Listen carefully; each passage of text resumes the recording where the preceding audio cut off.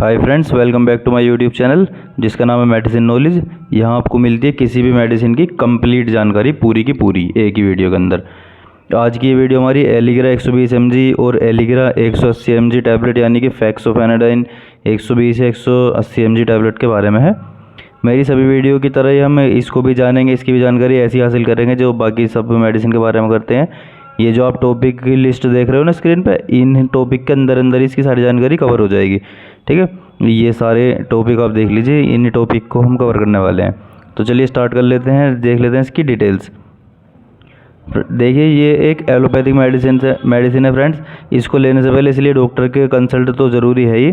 इसके अंदर फेक्सोफेनाडाइन नाम का साल्ट 120 mg में और 180 mg में अलग अलग स्ट्रेंथ आती है। वो तो मतलब कि फेक्सोफेनाडाइन नाम का साल्ट इसके अंदर होता है, एक्टिव इंग्रेडिएंट इसका फेक्सोफेनाडाइन होता है। ये एक एंटी हिस्टामिन होता है, एंटी एलर्जिक भी कह सकते हैं इसको और एंटी हिस्टामिन भी कह सकते हैं। ये हिस्टामिन के इफेक्ट को कम करके काम करता है। इसकी टैबलेट 120 mg 180 mg में भी आती है और बच्चों के लिए इसकी ड्रॉप भी आती है बच्चों के यूज़ के लिए। इसके क्लासिफिकेशन की अगर हम बात करें, इसके क्लासिफिकेशन देख लेते हैं। फेक्सोफेनाडाइन एंटी हिस्टामिन नाम के एक ड्रग ग्रुप से बिलोंग करता है, यानी कि ये एंटी हिस्टामिन नाम के एक मेडिसिन ग्रुप का साल्ट है। ये H1 रिसेप्टर एंटागोनिस्ट भी होता है। ठीक है, यूसेज की इसकी अगर हम बात करें, इसका कहाँ कहाँ पे उपयोग किया जाता है। देखो, एलिग्रा टैबलेट यानी कि फेक्सोफेनाडाइन का टैबलेट एलर्जिक राइनाइटिस के इलाज के लिए किया जाता है। एलर्जिक राइनाइटिस का मतलब है जैसे कि किसी भी चीज़ से हमें एलर्जी हो गई ना, जैसे होता है आंखों से पानी आने लगता है, नाक बहती है, नज़ला वगैरह हो जाता है, खुजली होती है या अत्यधिक छींक आने लगती है, स्नीजिंग जिसको बोलते हैं, या एकदम से त्वचा में एलर्जी वगैरह हो गई, स्किन में पित्ती वगैरह उछल जाती है, इस तरीके की इलाज के लिए इसको दिया जाता है। अब हम इसको ऐसे समझ सकते हैं, लाइक किसी को धूल मिट्टी से एलर्जी होती है ना, उसे एलर्जी बोलते हैं। मतलब जैसे हम धूल मिट्टी में गए, उस जगह पे सांस वांस लेने से किसी इंसान को नज़ला हो गया या नाक ज़्यादा बहने लगी या नाक बंद हो गई, इस तरीके की खांसी वगैरह हो गई, आंखों से पानी वगैरह आने लगा धूल मिट्टी में जाने से, यानी कि किसी चीज़ के ज़रिए से कोई बीमारी जो हो जाती है, ऐसे वाले जो सिम्टम्स होते हैं ना इस तरह के, वो एलर्जी की कंडीशन इसकी कैटेगरी में आते हैं। मतलब एलर्जी की कि भाई हमें इस चीज़ से एलर्जी है, कि भाई धूल मिट्टी के में सांस लेने से थोड़ी देर नाक बहने लगी तो मान लो नज़ला वगैरह हो गया। तो इस तरह के भी किसी प्रकार के सिम्टम्स, चाहे वो रनिंग नोज़ हो, आंखों से पानी वगैरह आना हो, या किसी चीज़ से पित्ती वगैरह उछल जाती है ना, से कहते हैं, आपने देखा होगा रेड रैशेज़ हो जाते हैं बड़े बड़े से स्किन पे, सॉरी, तो वो रैशेज़ पित्ती बोला जाता है। मतलब वो थोड़े से टाइम पीरियड के अंदर, यानी कि 10-5 मिनट या आधा घंटा, इसके अंदर ही वो ज़्यादातर बॉडी का पार्ट कवर कर लेते हैं, रेडनेस हो जाती है और थोड़ी थोड़ी स्वेलिंग सी, जिसे आम भाषा में पित्ती उछलना बोलते हैं। तो उस कंडीशन में भी इसका यूज़ किया जाता है। ठीक है, डोज़ की अगर हम इसकी बात करें तो एडल्ट में, देखो बड़ों में इसकी डोज देख लेते हैं। 60 mg दिन में 2 बार से लेकर, यानी कि 120 हो गए, 60 सुबह को, 60 शाम को 120 mg हो गई, ऐसे दी जा सकती है। या 120 mg सिंगल डोज में भी दे सकते हैं, और इसकी सिंगल डोज की तरह 180 mg की टैबलेट भी दे सकते हैं। ठीक है, एक सिंगल डोज के लिए, बाकी डिवाइडेड डोज में ज़्यादा बेहतर रहता है। सिम्टम्स सीवर होने पर इसकी डोज को कम बढ़ती भी करा जा सकता है, बढ़ाया भी जा सकता है। ठीक है, 6 से 11 साल के बच्चों में इसकी डोज 30 mg दिन में 2 बार से लेकर दी जा सकती है, यानी कि बस 30 mg सुबह शाम। ठीक है, इससे ज़्यादा देने से बचना ही चाहिए, वैसे तो बचेंगे, है ना। और बाकी इसकी एक्यूरेट डोज तो देखो पेशेंट की कंडीशन के अकॉर्डिंग और उसकी कंप्लेन के अकॉर्डिंग ही डॉक्टर ही डिसाइड करेंगे। ये जो मैंने आपको बताई है, एक एवरेज नॉर्मल डोज है बस। ठीक है, ओवरडोज की अगर हम बात करें तो ओवरडोज इसकी अगर किसी ने ले ली है गलती से या कैसे भी ले ली है, तो इससे आपको बहुत ज़्यादा चक्कर, बहुत ज़्यादा नींद वगैरह और थकान ज़्यादा महसूस हो सकती है। ठीक है, और भी इसके नुकसान हो सकते हैं। तो अगर किसी ने ये ले ली जैसे भी ओवरडोज अगर किसी भी जरिए से ले ली है, तो अपना ज़रूर ध्यान रखें, उसको तुरंत हॉस्पिटल वगैरह ले जाएँ, या कुछ ज़्यादा कंडीशन उल्टे वगैरह बन रही है तो उसको अपने नज़दीकी डॉक्टर को दिखा दें बहुत ज़रूर, क्योंकि ये कभी कभी बहुत ज़्यादा नुकसानदायक भी हो सकता है।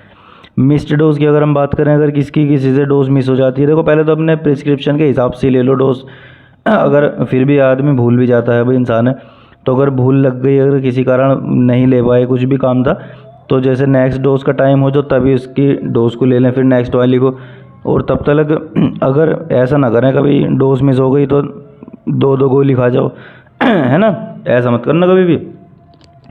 तो समझ रहे हो ना, बस एक टाइम में एक ही डोज लेनी है। भूल गए तो जब याद आई दोबारा ले लो, जब तक दूसरी का टाइम हो गया तो दूसरी वाली से कंटिन्यू रख लो बस, अभी 2-2 गोली फाँक जाओ।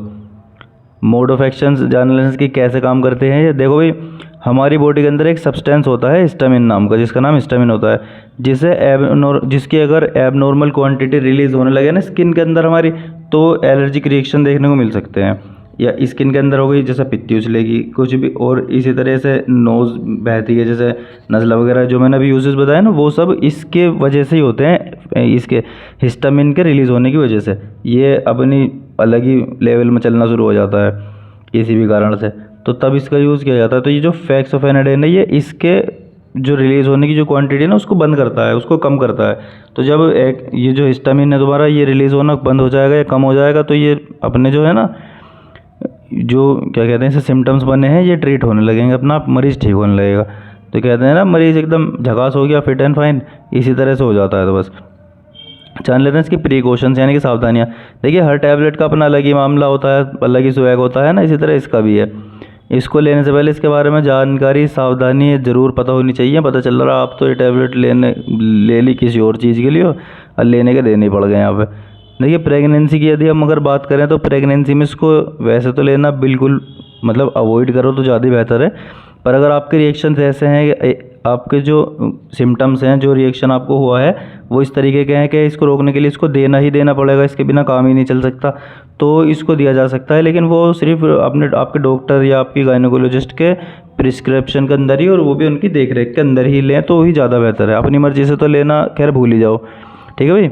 इसी तरह ब्रेस्ट फीडिंग की अगर हम बात करें, तो ब्रेस्ट फीडिंग में जैसे ये जो फेक्सोफेनाडिन है, ये मिल्क में पास आउट हो जाता है। तो अगर आप बच्चे को दूध पिलाती हैं, महिला हैं, लेडीज़ मदर हैं, तो इसको लेने से बचें, या दूध पिलाने से तो पहले कम से कम 4-5 घंटे का गैप रखें।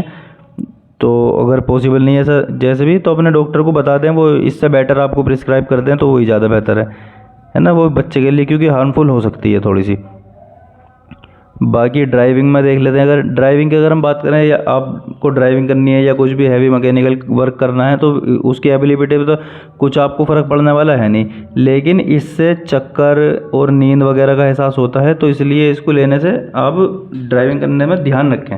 कर तो सकते हैं, लेकिन अगर आपको फील हो रही है चक्कर वगैरह या नींद वगैरह ज़्यादा आ रही है, तो फिर तो बचना पड़ेगा ही, खैर, है ना। अब आ जाओ शराब वाले, ये जो अल्कोहल वाले हैं ना, जो अल्कोहल कंज्यूम करते हैं, इनके लिए तो इसको लेना अलग ही मामला। देखो भाई, शराब के साथ इसको लेने की गलती तुम करना मत।